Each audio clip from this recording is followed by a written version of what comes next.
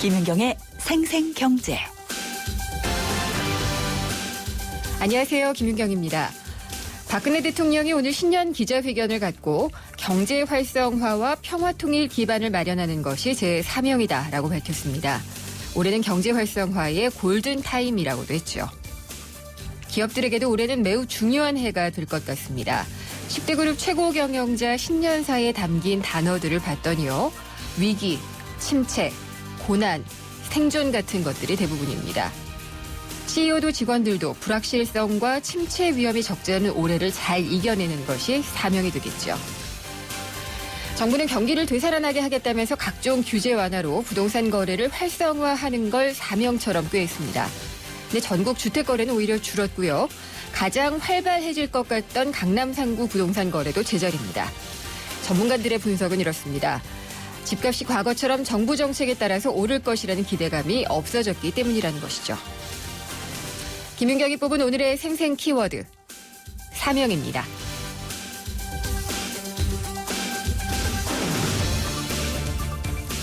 직장인들의 연말정산 시기가 다가왔습니다. 벌써부터 머리 아프시죠?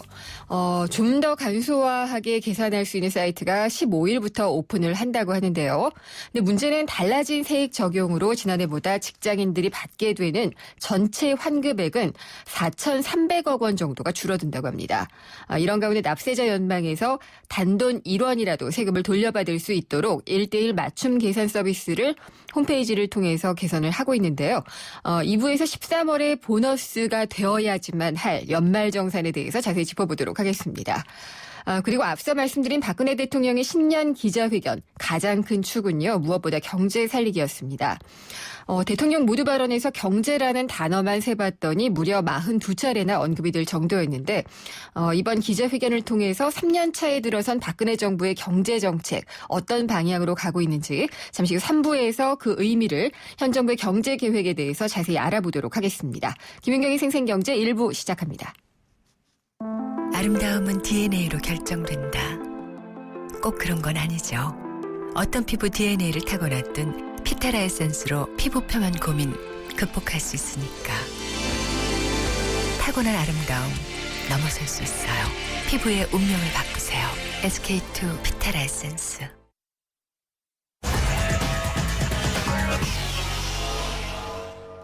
네, 월요일 증시 어떻게 끝났는지 보겠습니다. SK증권 명동지점의 김춘석 부장입니다. 안녕하십니까? 네, 안녕하십니까? 네, 오늘 시장은 어떻게 끝났나요? 좀 오르락내리락이 좀 있긴 했는데요. 네. 결론적으로 코스피 시장, 거래소 시장은 마이너스 3.75포인트 빠져서 1920포인트를 지키면서 끝났고요. 네. 코스닥 시장은 플러스 1.77포인트, 574.76 약간 올라서 끝났습니다. 외국인들이 거래소 코스닥 다 매도로 일관을 했는데 프로그램 쪽이 좀 매수가 들어오고 연기금이 한 480억 정도 매수를 하면서 전반적으로 시장 하락은 좀 막았다 이렇게 볼 수 있을 것 같습니다. 네. 아무래도 지난 주말에 있었던 미국 증시 고용지표 혼조 그다음에 ECB 관련돼 가지고 여러 가지 것들 이런 것들이 시장에 약간 좀 안 좋은 영향을 좀 미친 걸로 보여지고 있고요. 아무래도 이번 주에도 보게 되면 여러 가지 요소들이 있지 않습니까? 우리나라 금통위도 있고 네. 14일 날 유럽 사법재판소의 25MT에 대한 예비 판결도 있고 이런 부분들 자체가 시장 심리를 조금 안 좋게 끌어가고 있는 건 같습니다. 네. 그래도 이 정도 방어면은 방어라고 해야 될까요? 예.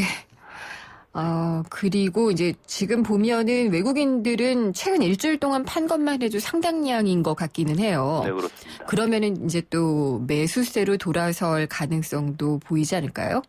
지금 이제 외국인 매수세는 지난번에도 한번 말씀을 드렸던 것 같은데요. 일단 좀 호불호가 갈리는 종목군 쪽으로 갈리고 있습니다. 네. 그러니까 일단 삼성전자가 계속해서 자사주를 매입하고 있다 보니까 그쪽에 대한 매도세도 있고요. 그러니까 좀 서로 엇갈리는 부분이 있긴 한데 아무래도 이제 반도체 관련주라든지 이런 쪽으로 좀 매수가 들어오는 부분도 있고요. 그래서 네. 전에같이 이제 외국인이 일방적으로 매도를 한다고 보기는 좀 어려운 그런 부분이 있습니다. 특히 이제 오늘 같은 경우는 한 853억 정도 거래소에서 팔았는데 네. 이 정도라면 이렇게 걱정할 그런 부분은 아닌 것 같고요. 그러니까 구조적인 어떤 매도가 아니고 시장 흐름에 따른 매매다 이렇게 볼 수 있을 것 같습니다. 그동안 화학업종 같은 경우에 상당히 많이 떨어졌었잖아요. 네, 그렇습니다. 근데 오늘 보니까 좀 많이 올랐더라고요. 일단 그동안 좀 많이 빠졌던 그런 부분들 자체가 보게 되면 이제 중국 시장이 좀 안 좋다는 부분들이 있었고요. 네. 그다음에 이제 유가 하락에 따라서 뭐 반사이익을 별로 못 보고 있는 그런 부분도 있었는데 가장 중요한 건 뭐냐면 이제 밸류에이션 대비해서 너무 가격이 많이 떨어졌다는 그런 인식 같습니다. 보게 낙폭 되면. 과대가 또 재료군요. 그렇습니다. 이제는 예. 시장이 사실은 어느 정도 안정화를 찾은 그런 모습이잖아요. 네. 지난 연말하고 다른 모습을 좀 보이고 있는데 그러다 보니까 낙폭이 과다한 종목군들 쪽으로 그리고 실적이 이제는 더 이상 나빠질 건 없다. 어떤 뭐 이런 인식들이 작용하고 있는 걸로 보입니다. 그래서 오늘 같은 경우도 보면 화학주들이 가장 강한 모습을 보이고 있는데 일단은 그런 측면으로 봐야 될 것 같아요. 왜냐하면 단시간에 어떻게 돌아설 수 있는 턴어라운드 할 수 있는 그런 부분이 없기 때문에 여기를 이 상승에 대해서 진정성을 보기는 조금 어렵지 않나 네. 개인적으로 생각하고 있습니다. 그 밖에 업종에서는 뭐 좀 눈여겨볼 만한 것들이 좀 있었을까요? 아무래도 뭐 지금 새해 들어서 지난 연말부터죠. 아주 강한 모습을 보이고 있는 자체가 이제 핀테크 관련주 아니겠습니까? 네. 근데 이런 부분들 자체가 오늘 박근혜 대통령 신년사에서도 나타난 부분이 있었죠. 그러다 보니까 그 종목군들이 상당히 강한 모습을 여전히 보이고 있고요. 또 이번에 박근혜 대통령 신년사에서 이제 내수 확대 쪽에 대해서 그 부분을 이제 금리 인하 쪽으로 좀 연결해서 해석을 하는 것 같은데요. 근데 그 부분도 약간은 움직임이 좀 있었다 이렇게 볼 수 있을 것 같습니다. 네, 알겠습니다. 코스닥은 그래도 좀 상대적으로 괜찮은 모습을 계속 보이고 있는데 이런 모습 그대로 좀 이어져 갈까요? 여보세요? 김춘석 부장님, 전화가 중간에 끊긴 것 같네요.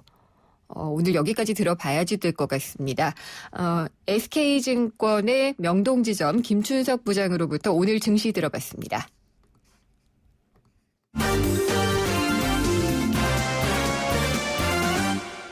네, 오늘의 주요 경제 뉴스 정리해 보겠습니다. 한국일보 이성철 부국장입니다. 안녕하십니까? 안녕하세요. 네, 오늘 박근혜 대통령 신년 기자회견 보셨죠? 네, 네, 어떻게 보셨어요? 글쎄요. 좀 답답하다는 생각도 들고, 예, 좀 뭐랄까요. 대통령이 생각하시는 부분이 국민들한테 충분히 전달되지 않은 부분들도 분명히 있는 것 같고. 소통의 측면이군요. 예. 네, 그런 것들도 있고, 모르겠습니다. 이제 특히 이제 김기춘 비서실장이 현장에 있는 장면이 여러 차례 네. TV에서 방송이 됐는데, 당사자를 놓고 거취를 어떻게 할 거냐라고 묻는 기자들과 예. 그거에 대해서 또 이제 방어를 하는 대통령, 참 안타까운 장면이 연출됐다는 생각도 들고 어쨌든 근데 글쎄요, 예. 기자의 입장에서는 네. 전체적으로 기대했던 수준의 조금 새로운 뉴스거리라든가 네. 이런 것도 좀 못 미치지 않았나 하는 생각이 좀 들었습니다. 그러니까 너무 모범 답안 같은 생각이 들잖아요. 예, 신년 기자회견에서 모든 걸 다 쏟아내긴 사실은 예. 어렵고요. 이것이 커다란 국정 방향을 설명하는 자리고 거기다 지난 주말에 초유의 민정수석 항명 사건이 네. 이 돌출적으로 벌어지기도 해서 여러 가지 좀 혼란스러운 상황이긴 했는데 글쎄 뭔가 좀 획기적이고 좀 답답했던 무언가를 좀 탁 틔워줄 만한 네. 그런 것들을 기대했던 국민들의 기대는 어쨌든 조금 못 미치지 않았나 하는 생각이 듭니다. 네, 그냥 제가 궁금해서 여쭤봤습니다. 네. 우리나라가 일단 유럽연합에 수출하는 것도 상당량이 있는데 지금 유럽이 분위기가 상당히 안 좋잖아요. 네. 그래서 적자라고 하더라고요. 예, 유럽연합하고 우리나라 간의 무역에서 지금 우리나라가 3년째 적자를 보이고 있고 네. 그 적자 폭이 매년 늘어나고 있다고 합니다. 2012년, 11년까지는 계속 흑자였는데요. 2012년에 10억 달러 적자가 났었고 네. 2013년에 74억 적자가 나가다가 작년에는 100억 달러가 넘어서 이 106억 달러 적자를 낸 것 같습니다. 뭉텅이로 계속 늘어나네요. 네, 이유는 일단은 우리나라가 유럽 쪽에다 가는 수출은 굉장히 부진하고 반대로 유럽으로부터 받아 들여오는 수입은 늘어나고 있는 두 가지 측면이 있는데요. 네. 일단 우리나라의 수출이 부진한 거는 유럽 경기가 워낙 안 좋은 측면이 있어서입니다. 아시다시피 이제 유럽은 재정위기 이래로 지금 디플레이션 상황까지 직면할 만큼 계속 한 4, 5년째 계속 경제가 굉장히 힘든 상태인데. 그렇죠. 네, 그러다 보니까 특히 우리나라가 유럽에 많이 팔던 품목들이 가장 큰 게 이제 선박이고요. 그 다음에 자동차, 휴대폰 이런 것들인데 다 지금 부진합니다. 네. 반대로 FTA 체결 이후에 유럽산 제품들은 굉장히 많이 들어오고 있고 특히 자동차 같은 경우는 굉장히 많은 차들이 지금 들어오고 있지 않습니까? 네. 국내 수입 자동차 1, 2, 3위가 다 유럽 차거든요. 그렇군요. 예. 그렇죠. 지금 BMW, 벤츠? 폭스바겐, 벤츠, 또 그다음 아우디까지 예. 1, 2, 3, 4위까지도 아마 다 지금 유럽차, 특히 독일차들이 휩쓸고 있는 것으로 알고 있는데 자동차 분야 같은 경우는 처음으로 작년에 적자가 난 것 같습니다. 우리가 네. 수출하는 것보다 수입하는 것이 더 많은. 근데 물론 그건 있습니다. 현대차랑 기아차 같은 경우에 이제 현지에서 생산해서 팔고 있는 거기 때문에 전체 메이드 인 코리아 제품이 유럽산 제품보다 많이 판 거는 맞습니다. 네. 근데 다만 직수입 관계로 놓고 봤을 때는 역전이 됐다고 하는데 글쎄 유럽 경제가 워낙 안 좋고 지금 그러다 보니까 유럽과의 무역 적자 기조는 아마 꽤 가지 않을까 생각이 됩니다. 그렇군요. 자동차가 특히나 이제 적자라고 하는 부분도 상당히 좀 들어오네요. 네. 건강보험이 적용되지 않는 비급여 진료비, 이게 급여 진료비보다 얼마나 많은가 했더니 2배나 많은 것으로 나타났네요. 예, 그 주요 손해보험사들의 그 최근 3년 동안 이 실손의료보험 실적들을 보면은요, 전체 치료비에서 비급여 진료비, 그러니까 비급여라는 거는 이제 건강보험공단에서 커버가 되지 않는, 그러니까 환자 본인이 직접 내야 되는 돈을 얘기하는 겁니다. 네. 이 비급여 진료비가 차지하는 비중이 2011년엔 60% 정도였는데요. 이게 작년에는 66%까지 올라갔다고 합니다. 네. 급여 진료비가 34%, 비급여 진료비가 66%니까 비급여 진료비가 그 2배 정도 되고 있는 거고. 그러네요. 예를 들어서 환자가 병원에서 받은 치료비 10만 원이라고 치면은 그 중에 3만 4천 원은 건강보험이 적용이 되는 것이고 6만 6천 원은 적용이 안 돼서 환자 본인이 직접 내야 된다는 얘기가 되는 거죠. 왜 이렇게 많아질까요? 그게 이제 여러 가지 이유가 있는데요.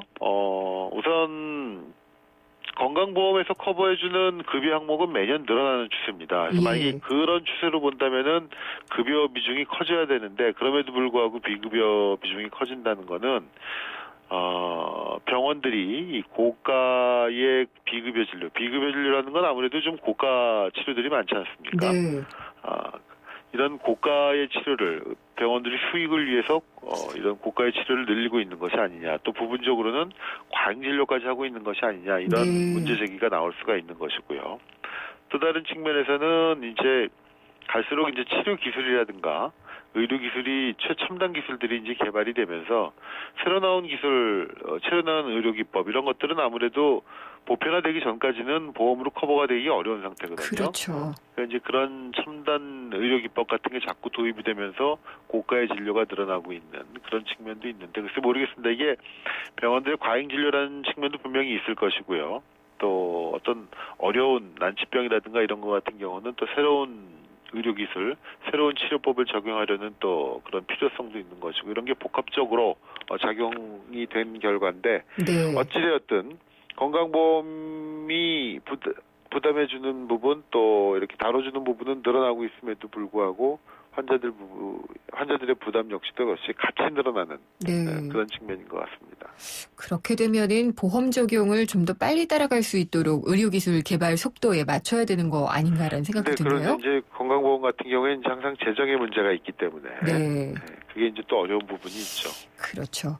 휘발유 가격은 상당히 내려갔어요. 이제 1,300원대 휘발유가 서울에 등장을 했군요. 예, 지방에는 이미 좀 있었고요. 네. 서울까지도 드디어 1,300원대 휘발유를 파는 주유소가 등장했다고 하는데, 오늘 유가정보 시스템 오피넷에 따르면은 강서구 개화동에 있는 주유소가 휘발유 가격을 어제 1,415원에서 오늘 1,399원으로 내렸다고 합니다. 드디어 이제 1,300원대 주유소가 리터당 서울에까지 등장한 건데, 사실 서울은 되게 비싸죠, 다른 데보다. 네. 전국적으로 서울 평균 가격이 아마 한 100원 이상 비쌀 것 같은데, 지금 참고로 전국 주유소의 휘발유 평균 가격이 리터당 1,542원이고요. 서울은 1,616원입니다. 네. 그러니까 전국 평균보다 서울이 한 70원 이상 비싼 편인데, 어쨌든 서울에도 1,300원대 주유소가 나왔다는 거는 굉장히 네. 많이 내려갔다고 보여지고, 참고로 전국에서 지금 제일 싼 데는요, 더 여기까지 찾아갈 수는 없겠습니다만, 어딘가요? 충북 음성의 상평주유소라는 데인데 네. 리터당 1,285원까지 지금 팔고 있다고 합니다. 1,200원대까지 내려갔고 이 1,400원대 주유소가 서울에 등장했다. 이게 작년 말쯤이었던 것 같은데 굉장히 빠르네요. 네, 지금 근데 최근 들어서는 다만 이제 국제유가 하락이 조금 주춤하죠. 네. 50배럴당 50달러 깨진 뒤로는 조금 약간 횡보하는 모습을 보이고 있는데 글쎄요, 이게 바닥인지 네. 조금 더 떨어질 수도 있는 것인지 약간 바닥에 근접하고 있는 생각은 좀 드는데 미조정 차원에서 조금은 더 떨어질 가능성도 있어 보입니다. 네, 지금 여기 서울에 1,300원대까지 내린 곳이 셀프 주유소라고 하더라고요. 네, 맞습니다. 최저가 전략이 계속 유지가 되고 있다고 하는데, 글쎄요, 다른 데도 더 내리는 것이 소비자들한테는 좋을 텐데, 전체 시내 경제로서는. 한복판에는 아직도 네. 1,900원대, 1,800원대도 여럿 있습니다. 거기에는 아무래도 이제 임대료, 인건비하고 땅값 예. 이런 것들이 포함돼서 그렇겠죠. 그렇겠죠. 알겠습니다. 감사합니다. 네. 한국일보 이성철 부국장이었습니다. 2015년 쉐보레로 새 출발하세요. 지금 스파크 크루즈를 구매하시면 구입 후 3년간 3회까지 엔진오일 무상교환. 거기에 최대 100만 원의 자동차 보험료 지원 혜택 또는 최대 3년의 진정한 1% 저금리 할부 혜택을 드립니다. 1월 한 달간 전시장 및 홈페이지 참조. 일부 모델 제외. Chevrolet, find new roads. 생생경제 일부 함께 하셨습니다. 직장인들의 연말정산 시기가 눈앞으로 다가왔죠. 이번에는 세법 개정이 되면서 굉장히 좀 많이 달라졌습니다. 특히나 직장인들이 환급 받을 수 있는 금액이 전체적으로 많이 줄어든다고 하는데 오늘 아침에 또 어떤 신문을 보니까 원래는 고액 연봉자들이 더 많이 내게 되는 그런 구조여야지 되는데 정부의 의도는 그거였는데 반대로 빈익빈 부익부 현상도 나타나고 있다고 합니다. 그래서 납세자연맹에서는 단돈 1원이라도 세금을 돌려받을 수 있도록 1:1 맞춤 계산 서비스를 제공하고 나섰다고 하는데요. 2부에서 연말정산에 대해서 자세히 짚어보도록 하겠습니다. 광고 듣고 돌아오겠습니다. 요즘 유행하는 유태인 학습법에 하브루타라는 말이 있습니다. 두 사람이 짝을 이뤄 학습하는 옛 유태인 학습 방식인데요. 서로 짝을 지어 대화하고 토론하는 방식으로 어려운 것들을 하나하나 해결해 나가는 거죠. 그렇습니다. 어떠한 어려움도 함께하면 충분히 극복해 나갈 수 있다는 믿음이죠. 올해는 우리 이웃들의 무거운 짐들 우리가 조금씩 함께 나눠들면 어떨까요? 대한민국 모든 이들의 얼굴에서 미소가 지워지지 않도록 2015 YTN 라디오 연중기획 함께 들어요 대한민국. 올 한 해 동안 청취자 여러분과 함께 들고 함께 귀 기울이겠습니다. 아침에 잠 푹 자고 아침밥 먹고 학교 갔으면 좋겠어요. 학교 끝나고 친구들이랑 마음껏 운동도 하고 놀고 싶어요. 내가 어떤 걸 잘하는지 성적보다 제 꿈이 무엇인지 관심 가져주셨으면 좋겠어요. 대한민국의 꿈의 씨앗이 희망의 열매로 자라날 수 있도록 우리 아이들의 마음에 귀 기울여주세요. 이 캠페인은 단 한 명의 아이도 포기하지 않는 교육, 경기도 교육청이 함께합니다. 한 발 빠른 경제 뉴스, 한 뼘 깊은 경제 이슈, 한 번 물면 놓치지 않는 끝까지 가는 인터뷰. 지표 MC 김윤경의 생생경제. 세상의 베이스가 되다 포스코협찬으로 김윤경의 생생경제 2부 시작하겠습니다. 2부에서는요. 방금 말씀드린 대로 연말정산 자세히 알아보도록 하겠습니다. 꼼꼼하게 준비하지 않으면은 13월에 세금이 될 가능성이 높기 때문인데요. 자세히 알아보도록 하겠습니다. 또 한 주 동안 짚어볼 만한 경제 뉴스들, 세계 경제 뉴스를 살펴보는 글로벌 경제 이슈 시간에는요. 중국 정부가 부패와의 전쟁을 선포했다는 소식. 이것이 이미 선언을 했던 것이고요. 기업에는 어떤 영향을 미치고 있는지 또 알리바바는 인도 기업까지 인수를 하고 있다고 하는데요. 이 움직임들 자세히 알아보도록 하겠습니다. 사장님들, 가게에서 전화 쓰랴, 인터넷 쓰랴, 카드 결제 시스템 쓰랴 요금 부담 많이 되셨죠? 그래서 올레 소호 성공팩은 이 모든 걸 월 2만 원에 지금 신청하세요. 우리 가게 성공 비결 올레 소호 성공팩. 가입 문의 국번 없이 100번, 부가세 별도, 올레. 김윤경의 생생경제. 오늘 당신이 꼭 알아야 할 가장 중요한 경제 뉴스는 직장인 연말정산 한 푼이라도 아끼려면입니다.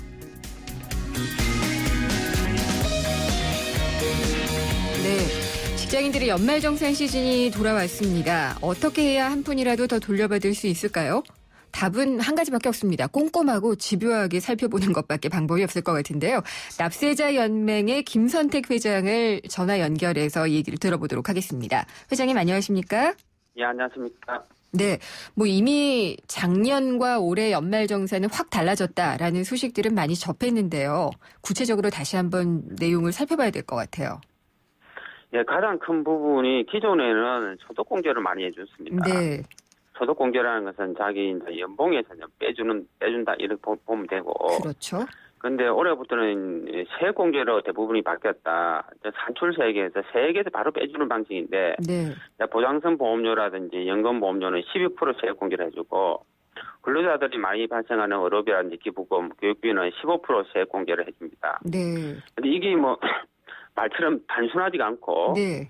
개인별로 상당하게 영향 미치는 영향이 이제 복잡하기 때문에 근로소득자들이 상당히 혼돈스러워합니다. 그리고 월세 소득공제가 세액공제로 바뀌었다. 또 월세액의 10%가 세액공제해주고 작년에는 연봉 5천만 원까지 해줬는데 올해는 네. 7천만 원 이하인 근로소득자에 대해서 월세액의 10%의 꽤 큰 금액의 세액공제가 신설되었습니다. 그러면은 어쨌든 이 말씀을 들으면은요, 조금이라도 잘못하면은 환급을 받는 게 아니라 돌려내야지 될 세금이 많다는 그런 얘기로 들리거든요.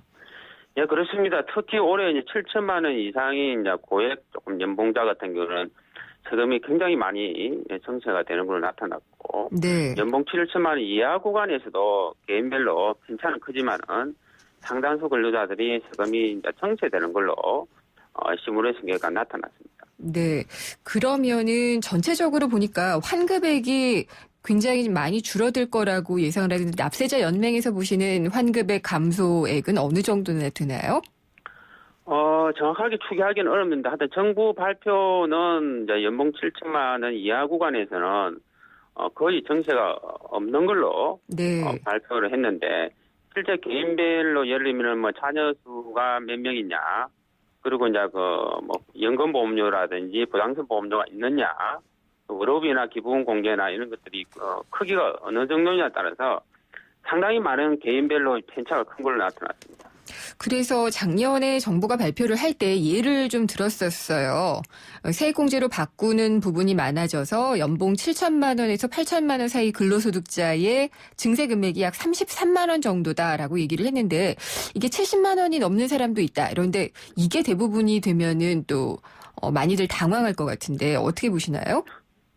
네, 그렇습니다. 그 7천만 원, 8천만 원 구간의 근로자들을 시뮬레이션 해보니까 작년에는 이제 우리가 가세 표준이 1,200에서 4,600으로 돼서 적용되는 세율이 한 16.5%밖에 안 됩니다. 네. 근데 올해 이제 소득공제를 해서 세액공제 넘어가니까 그 금액만큼 가세 표준이 커집니다. 그래서 우리가 가세 표준이 4,600만 원을 초과하게 돼서 세율이 1.6배 상승합니다. 네. 누진세이기 때문에 우리나라 소득세는 누진세이기 때문에 우리가 누진세 가세 표준 구간이 한 단계 상승함으로 인해서 세금이 상당한 정부 발표보다도 큰 금액이 이제 정체가 되고 특히 보장성 보험료라든지 연금 저축을 들으신 분들은 또 환급액이 더 줄어드는 걸로 되어 있고 그리고 자녀가 뭐 대학교에 다니든지 해서 교육비 공제가 많거나 또는 부양가족 중에서 굉장히 큰 병에 걸려서 의료비가 많이 드는 경우 이런 경우에도 정부 발표보다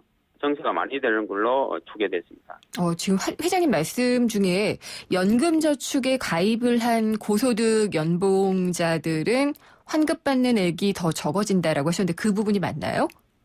예, 그렇습니다. 우리가 연금저축은 올해 세액공제율이 12%밖에 안 됩니다. 네. 그런데 연봉이 7천, 8천 넘어가면은 적용되는 세율이 실제적으로 굉장히 높죠. 네. 12%보다 높기 때문에 작년보다 우리가 세금을 더 토해내게 되는 거죠. 그렇군요. 그러면은 이렇게 소득공제 항목이 세액공제 항목으로 많이 바뀌는 이런 세법 개정을 통해서 좀 이득을 얻을 수 있는 사람들은 좀 저연봉자들이라고 할 수 있나요? 일반적으로? 네, 그렇습니다. 저연봉자들이 아무래도 조금 혜택이 받을 수도 있고 특히 월세 소득공제를 네. 받으시는 분들은 이제 환급액이 좀 늘어나는 가능성도 있고 그런데 뭐 저 연봉자 중에서도 미혼자 같은 경우에는 네. 실제적으로 뭐 다른 공제가 없는 경우에는 오히려 상당수 우리가 3,800만 원 이하의 미혼 직장인도 세금이 대폭 정체되는 걸로 추계됐습니다. 근데 왜 이게 미혼 직장인 같은 경우에 이렇게 세법 개정이 되기 전에도 늘 세금 부담이 좀 많은 것으로 나왔거든요. 이게 왜 이렇게 좀 약간의 이를테면은 역차별을 받게 되는 거죠? 아무래도 우리 연말정산 세금은 이제 부양가족이 있는 경우에 네. 우리가 소득공제 혜택이 많습니다. 그러다 보니까 결혼을 안 해가지고 이제 부양가족 공제가 이제 적기 때문에 네. 상대적으로 이렇게 환급이 적어지는 거죠. 그러니까 세금 혜택이 적은 게 일종의 세금으로 작용을 하는 거군요. 예, 그렇습니다. 부양가족 수가 결정적으로 적고 아무래도 지출이 네. 적겠죠. 적을 테니까. 근데 1인 가구가 이제 꼭 미혼은 아니더라도 다양한 이유로 또 1인 가구가 될 수가 있잖아요. 이분들이 이제 연말정산할 때 뭐 소득공제를 받을 때 조금 더 챙겨야지 될 부분이 있을까요? 예, 특히 미혼자 같은 경우에도 부모님이 연세가 60세가 초과돼야만 부양가족 공제가 됩니다. 네. 60세가 미만인 경우에도 부모님이 쓰신 의료비라든지 신용카드 공제가 되는 경우가 있고, 그리고 부모님이나 형제 자매가 많이 아프다면은 우리가 장애인 공제가 해당되는 경우도 있습니다. 그리고 뭐 외할머니라든지 친할머니 같은 경우에도 부모나 삼촌들이 공제받지 않고 네. 근로자인 본인이 우리가 생활비를 보태주고 있다면은 조부모까지도 공제되는 경우도 있고. 1인 가구에 한해서만 그런가요? 꼭 그런 건 아닙니다. 1인 가구에 관계없이 예. 모든 경우에 다 해당되는 것입니다. 네. 예. 조금 특별한 경우긴 하지만 그런 경우에도 소득공제를 받을 수가 있다.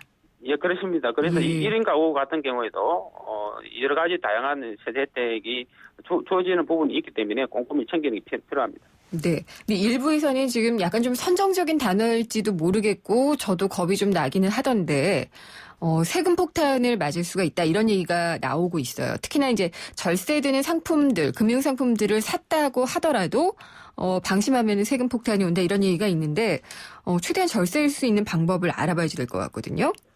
그래서 근로자들 바쁘고 또 세법이 굉장히 복잡하기 때문에 네. 대처하기 쉽지 않습니다. 그래서 우리 납세연맹에서 올해 서비스하는 부분들이 이제 연말정산 자동 계산기를 이용하면 올해 세금이 얼마 환급되는지 계산해주는 프로그램이 있습니다. 이건 어디에서 이용할 수가 있나요? 그거는 이제 국세청의 홈페이지도 있고 이제 한국납세자 홈페이지도 있습니다. 네. 그런데 우리 한국납세자 홈페이지는 국세청하고 조금 차별화되는 부분이 환급액도 알려주지만은 개인별로 세특과 팁을 같이 알려주기 때문에 더 유용한 부분이 있습니다. 그래서 개인별로 적용되는 세율이 다 틀립니다. 네. 적용되는 세율을 우리가 자동으로 계산해서 부모님을 공제받으면 실제로 얼마나 환급받는지, 그리고 부양가족이 장애인에 해당되는 경우에 실제적으로 금액적으로 얼마 환급받는지를 직접 이렇게 우리가 계산해 주기 때문에 세특과 팁을 미리 챙기는 데는 상당히 유용할 것 같습니다. 이게 납세자연맹에서 올해 처음으로 제공하는 것은 아니시죠? 계속 해오셨던 거죠? 이게 작년에 처음 제공했고, 네. 우리 연말정산 자동 계산기는 2003년부터 우리가 제공을 했지만은 이렇게 세테크 T까지 같이 제공되는 것은 작년이 처음이 올해 이제 계속 업그레이드해서 네. 제공하고 있습니다. 아마 저도 이제 들어가서 해볼 것 같은데 시뮬레이션은요.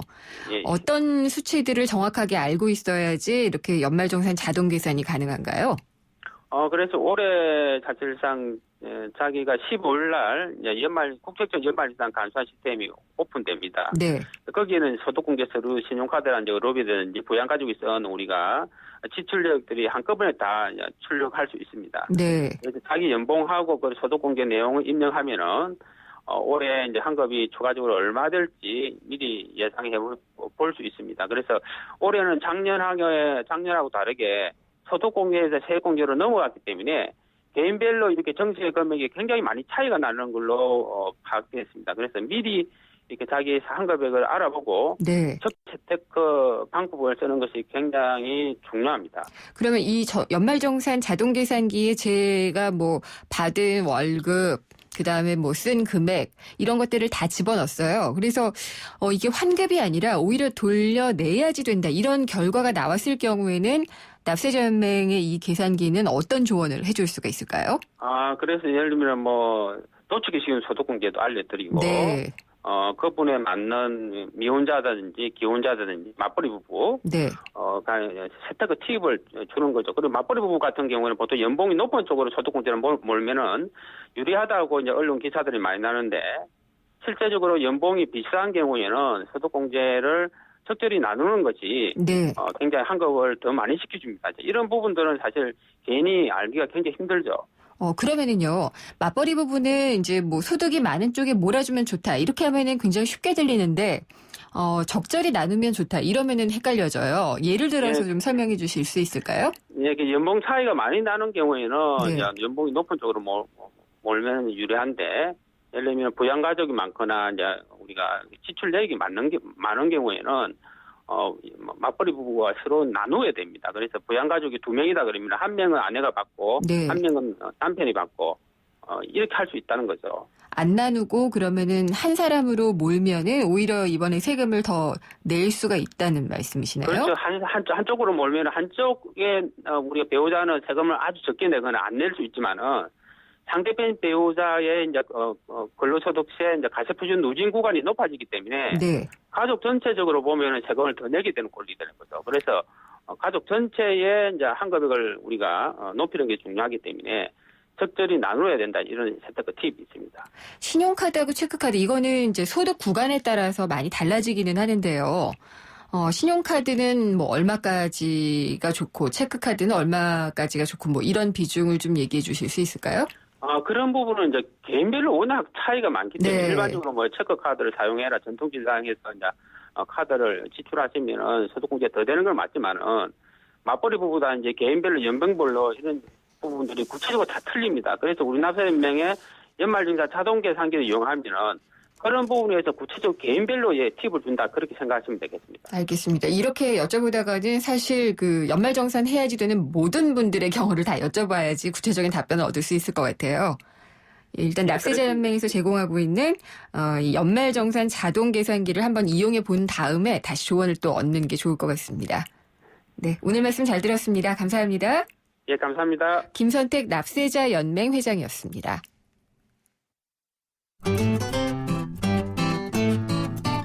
생생경제를 다양하게 만나는 방법. YTN 라디오 앱 예스와 웹사이트 김윤경의 생생경제 또는 트위터 YTN_이코노미로 실시간 듣기와 다시 듣기를 하실 수 있고 방송 내용에 대한 문의와 의견을 주실 수 있습니다.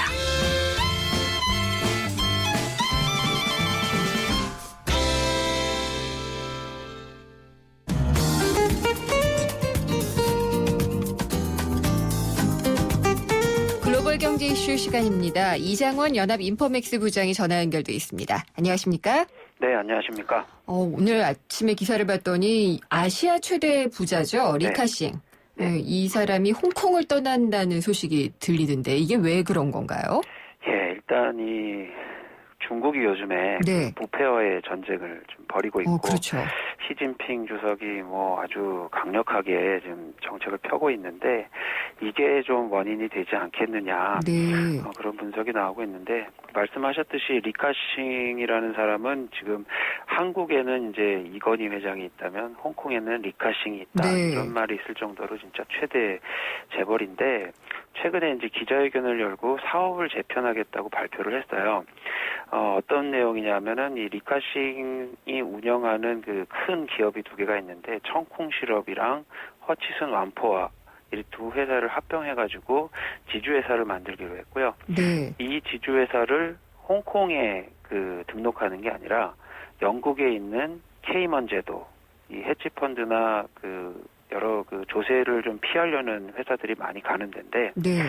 그러니까 지배구조를 바꿔서 지배구조의 정점에 있는 회사를 홍콩이 아닌 곳에 등록을 한다. 이거는 곧 홍콩을 떠나겠다는 그런 그렇네요. 의미라고 볼 수 있는 건데, 지금 그 리카싱이랑 그 시진핑 주석은 사실 그 관계가 좀 불편한 관계입니다. 네. 왜냐하면은 그 홍콩 행정장관 선거가 2012년에 있었는데 요번에 이제 우산 그 시위와도 좀 관련이 있는데 그 중국 정부가 지지하는 후보를 밀지 않고 리카싱이 그 헨리탕이라는 그 친기업적인 그 후보를 밀었었는데 네. 이때부터 시진핑이랑 리카싱이 좀 관계가 틀어진 거 아니냐. 그리고 리카싱이 작년부터 이제 중국에서 벌이던 그 사업을 계속 철수를 하고 투자했던 것도 회수를 하고 있는데 최근에 나온 이 그 사업 재편 발표 이게 그 정점에 이르는 그 발표 아니냐. 그런 분석이 나오고 있습니다. 이 부패와의 전쟁이라는 게 결국은 더 내야지 될 세금을 안 내고 있는 것 이런 것들도 쥐잡듯이 잡을 거라는 그런 얘기일 거고요. 그렇죠? 네, 그렇습니다. 예, K만 제도로 옮긴다고 하니까 그러면 이제 K만 제도의 재벌이라고 불러야 되나요? 그렇게 볼 수 있겠고요. 네. 이 중국이 요즘 그 반부패 정책을 쓰면서 그 여러 가지 대책을 좀 내놓고 있는데 그래서 이제 공무원들도 그렇고 기업인들도 납작 엎드리고 있어요. 네. 그러다 보니까 이제 골프 금지령이 작년 그 하반기에 이제 나왔고 네. 또 이제 MBA 같은 경우에 이제 중국 공무원들 그 공산당 뭐 당원들도 많이 수강을 하면서 기업인들과 좀 인맥을 좀 쌓는 우리나라도 좀 그런 과정이 많이 있는데 그런 것들을 많이 했는데 최근에도 이 MBA를 수강하는 학생들도 많이 줄었다고 하고요. 네. 이 부패 척결의 그 영향이 전방위적으로 펴지고 있는 것 같습니다. 그렇군요. 그 반부패와의 전쟁이 가져오는 좀 커다란 영향이 이제 시작되지 않나 이런 생각이 좀 드네요. 네, 그렇습니다. 중국 기업들의 기업 사냥 이건 정말 또 덩치가 남다르잖아요. 남다르게 큰데 네. 알리바바 특히 굉장히 많은 곳에 투자를 하고 있는데 이번에 네. 인도 회사를 샀다고 하더라고요. 예, 이제 인도가 인구도 많고 잠재적인 이 시장이니까 이제 알리바바가 중국은 뭐 거의 장악을 했는데 네. 이제 해외 진출 케이스로 인도 진출을 노리고 있고요. 그 연장선상에서 모바일 결제 업체에 이제 투자를 해서 네. 인도 모바일 결제 시장을 좀 공략하는 그 수순에 들어갔습니다. 인도에는 뭐 미국 회사들도 좀 많이 진출을 해 있고 그 다국적 기업들이 많이 노리고 있는데 그 페이텀이라는 회사가 있어요. 그래서 알리바바가 이 페이텀이라는 회사에 6,300억 원을 이제 투자를 했다고 하고 뭐 알리바바뿐만 아니라 뭐 텐센트나 뭐 샤오미 이런 우리 귀에 익숙한 그 중국의 IT 기업들도 그 해외 기업을 많이 그 노리고 있고요. 네. 또 이제 우리나라에도 이제 펜텍 같은 게 이제 매각할 때마다 중국 그 회사들 이름이 그 오르락내리락 하고 있고 또 유아용품 같은 회사들 뭐 블루덕이나 뭐 아가방 이런 데는 이제 이미 중국인 손에 넘어갔다고 하고 그렇군요. 예, 이 중국 자본이 이제 그 세계로 지금 뭐 뻗어나가는 그런 상황인데 그 이 중국 M&A에 몇 가지 좀 특징이 있어요. 과거에 중국이 이제 2000년대 중반에 그 M&A를 많이 할 때는 국유 기업들이 많이 나서서 했고 그런데 지금은 민영 기업들이 나서서 하고 있는 거예요. 네. 이거는 뭐냐 하면은 이제 그 덩치 큰 그런 중화학 산업보다는 이제는 그 소비재 산업, 민간 기업들이 할 수 있는 소비재 산업 쪽으로 좀 포커스가 옮겨가는 거 아니냐. 그 중국의 이제 소비자들의 눈높이가 높아졌고 그거에 맞춰서 기업들도 그런 쪽으로 M&A를 해서 소비자의 니즈에 이제 맞추려는 그런 걸로 좀 분석이 되고 있어요. 그래서 영화나 음악, 뭐 모바일 이런 쪽에도 중국이 M&A를 많이 하고 있고요. 또 일본이 90년대 초반에 이제 그랬듯이 미국 영화사도 인수하려는 그런 움직임을 많이 보이고 있습니다. 그렇죠. 그때는 이제 일본이 그 미국 그 앞마당에 있는 건물들도 굉장히 많이 사들이고 그랬었는데 이제 중국이 그럴 날이 온 거군요. 네, 그렇습니다. 지금 이제 어려운 곳이 유럽인데 그래서 유럽 중앙은행은 돈을 더 풀어야겠다라고 생각을 하고 있는 것 같아요. 다음 주 통화정책 회의는 어떻게 예상이 되고 있나요? 일단 유럽이 제일 이제 아픈 게 그 물가 하락 부분이거든요. 디플레 우려가 있죠. 예, 디플레이션 우리나라도 이제 좀 문제가 되고 있는데 유럽이 이제 지난 7일 날 그 물가 지수를 발표를 했는데 이게 마이너스로 나왔어요. 네. 그래서 이제 정책 당국자들이 좀 충격을 받은 것 같고요. 그래서 이 물가가 발표된 당일 그 22가 그 22 내부에 있는 정책위원들을 대상으로 좀 브리핑을 하는 자리를 가졌다고 하고요. 여기서 이제 자산 매입 방안, 특히 이제 요즘 논란이 되고 있는 국채 매입, 요 부분에 대해서 좀 얘기를 한 것 같아요. 네. 그래서 앞으로 이 물가 문제 그리고 또 다음 주에 이제 그리스 총선이 이제 있을 예정인데 그리스 같은 경우에는 이제 그 급진 좌파가 만약에 정권을 잡으면 유로존 탈퇴 문제 그러면서 유럽 전체가 좀 경제적인 위기에 빠질 수 있기 때문에 이제는 이제 22가 좀 준비를 해야 되는 거 아니냐. 그 시기가 좀 다가왔다. 최소한 1월 다음 주에 있는 22일 날 회의 그 이후에 2월이나 3월에도 국채 매입 같은 그 돈풀기 정책을 쓸 가능성이 있다. 그런 전망들이 나오고 있어요. 돈을 풀면은 효과는 있어야 될 텐데 그게 걱정이죠. 예, 일단 이제 효과적인 부분에서는 좀 의문이 아직까지 이제 제기되고 있고 또 국채 매입을 할 때 어느 나라 국채를 매입할 거냐. 네. 일단 뭐 우량한 나라들을 우선적으로 매입하고 또 그리스나 이런 좀 남유럽 국가들은 좀 배제를 할 것 같은데 그것도 이제 회원국의 어떤 그 일치된 견해가 있을 거냐. 그것도 좀 논란이 될 것 같습니다. 그렇겠네요.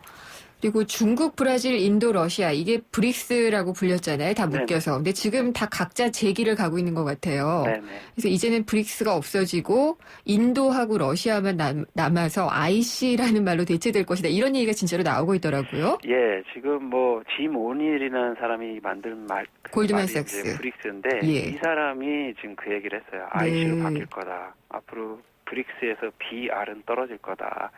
그러니까 요즘 뭐 러시아는 지금 뭐 우크라이나 사태 이후에 마이너스 성장률을 계속 보이고 있고 뭐 이 유가 문제가 단시간에 해결되는 게 아니기 때문에 러시아 경제가 상당히 어려워질 거다. 결국에는 브릭스라는 그 그룹으로 묶기에 좀 부담스러운 그 시기가 올 거다. 이게 이제 짐 오닐의 생각이고요. 또 이제 그 브라질 같은 경우에는 그 뭐 부패 문제라든가 그다음에 원자재 가격 하락 이것 때문에 경제 성장률이 많이 떨어졌어요. 그래서 올해 경제 성장률이 1% 정도밖에 안 될 것 같다고 하고 브라질도요? 예, 이게 이제 중국이나 인도 같은 나라는 7%, 뭐 5% 이렇게 고성장, 뭐 중속 성장이라고 하지만 상대적으로 이제 높은 성장률인데 브라질은 같은 그룹으로 묶기에 이 성장률이 너무 낮다. 잠재 성장률이 점점 떨어지고 있는 거 아니냐. 그런 좀 얘기가 있고요. 그래서 짐 오닐이 앞으로 3년 뒤에 현재 상황이 계속될 때는 브라질이랑 러시아는 결국 브릭스에서 뺄 수밖에 없다.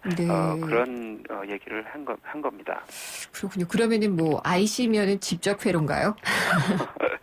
뭐 그렇게 볼 수도 있겠습니다. 예. 국제유가가 어쨌든 여러 가지로 파문을 일으키고 있는 것 같은데 미국 셰일가스 업체들 같은 경우에는 처음에는 이게 유가 하락을 뭐 부추기는 이유도 있고 미국도 이제 석유가 있다라는 식의 도움이 되는 걸로 얘기가 됐는데 유가가 하락하니까 같이 어려워졌어요. 예, 지금 셰일가스 생산 비용이 한 $60 정도 되는데 지금 유가가 $48 수준으로 내려왔으니까 이거는 이제 손익이 안 맞는 그런 상황이고 그러다 보니까 이 셰일가스 업체들이 이제 시추 설비 리그라고 하는데 이 셰일가스 시추 설비를 계속 줄이고 있다고 합니다. 그래서 일주일 동안에 60개 이상 줄어들었다고 하고요. 원래 한 1,500개 정도 됐던 게 1,420개 정도 남아 있다고 하고 앞으로도 현재 같은 상황이 계속되면 지금 1,420개인 이 시추 설비가 3월, 4월쯤이면 1,000개 정도로 줄어들 거다. 앞으로 이 셰일가스 업체들이 계속 내핍 경영을 하게 되면 설비 투자는 뭐 할 수 없을 거니까 그 국제유가 회복이 참 시급한 상황인데 사실 현재 상황을 보면은 그럴 것 같지는 않고요. 또 하나 이제 그 셰일가스 업체들 관련 업체들이 일단 그 도산 위기에 빠져 있는 데들이 많이 있고 최근에 이제 셰일 원유 업체 미국의 셰일 원유 업체가 이제 처음으로 이제 파산을 했는데 어디죠? 큰 데인가요? 예, WBH 에너지라는 데인데 뭐 크지는 않고 중소형 회사입니다. 합니다. 예. 근데 이제 이게 어떤 의미를 갖냐면 이 관련 업계에 이제 연쇄도산, 신호탄이 될 수 있다. 셰일가스 업체들이 처음에 사업을 벌일 때 빚을 많이 지고 이제 시작을 했는데 예. 그렇다면 돈을 벌어서 이게 갚아야 되는데 지금 돈을 벌 수 있는 상황이 안 되니까 큰 업체들도 나중에는 한계 지점에 도달할 거다. 그런 좀 얘기가 나오고 있습니다. 근데 이 시추 설비 같은 경우에요. 그냥 뭐 우리가 재고 처리할 수 있는 물품이면은 뭐 떨이로라도 판매를 하면 되겠지만 이건 정말 굉장히 큰 설비일 거고 네네. 가동이 안 되면은 감가상각도 엄청날 것 같아요. 그렇죠. 이게 덩치가 워낙 크기 때문에 이거 예. 뭐 어떻게 할 수 없는 상황입니다, 지금. 그렇다고 또 유가가 오를 수도 있기 때문에 다 폐기할 수도 없는 거겠고요. 네, 일종의 이제 문제네요. 딜레마라고 할 수 있습니다. 예, 어려운 얘기만 하고 끝났네요. 세계 경제가 좀 빛이 들 날이 좀 있었으면 좋겠습니다. 오늘 말씀 잘 들었습니다. 네, 감사합니다. 이장원 연합인포맥스 부장이었습니다. BMW 엑스드라이브가 알려드리는 교통정보 김유리입니다. 갑작스런 폭설로 도로 곳곳이 빙판길입니다. 교통안전에 당신에게 날씨는 두려움입니까? 즐거움입니까? 어떤 상황에서도 지능적으로 대응하는 BMW 엑스드라이브. 드라이빙의 즐거움은 계속됩니다.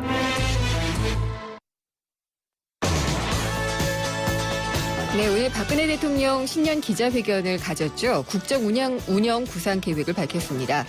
무엇보다도 경제 살리기가 가장 주된 내용이었는데요. 경제라는 단어가 모두 발언에서 42차례나 등장할 정도였습니다. 그만큼 경제 살리기에 온 힘을 기울이고 있다는 얘기일 텐데 국정 3년차 들어가는 박근혜 정부의 올해 경제정책 방향 저희가 짚어보도록 하겠습니다. 궁금한 점이나 의견 있으면 보내주세요. 문자는 짧은 건 50원, 긴 건 100원이 부과되는 휴대전화 우물정의 0945번, YTN 라디오 애플리케이션 예스나 웹사이트를 통해서 남겨주셔도 됩니다. 내시 뉴스 듣고 생생경제 3부에서 뵙겠습니다.